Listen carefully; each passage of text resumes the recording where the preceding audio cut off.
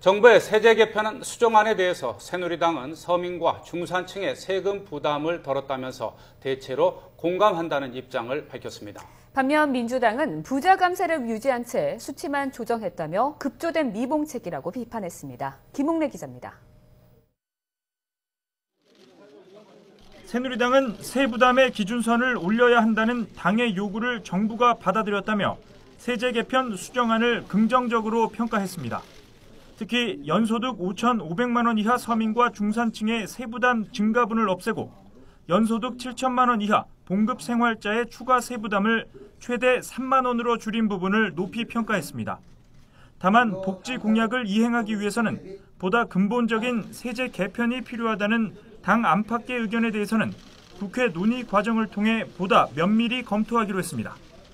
정부 수정안에 대체로 공감을 했습니다.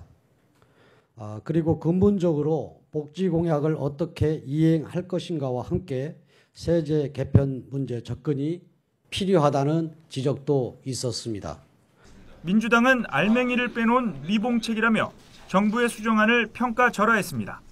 부자 감세 기조를 그대로 유지하면서 수치만 조정한 민심 달래기용에 불과하다는 겁니다. 또 대기업 등 부자에 대한 감세 정책을 철회하지 않고 새로운 혜택을 부여하는 건 조세 형평에도 맞지 않다고 지적했습니다. 세금을 덜 거두면서 발생하는 세수 부족분을 어떻게 보충할지에 대한 대책도 제대로 제시되지 못했다고 주장했습니다.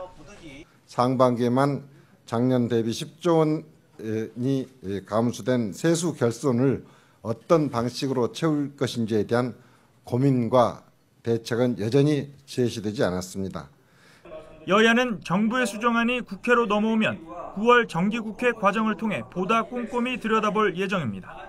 하지만 여당 내부에서도 증세 없이 복지는 없다는 이른바 대선 공약 수정론이 고개를 들고 있고 야당은 부자 감세 정책 철회를 강하게 요구하고 있어 상임위 논의 과정에서 적지 않은 진통이 예상됩니다.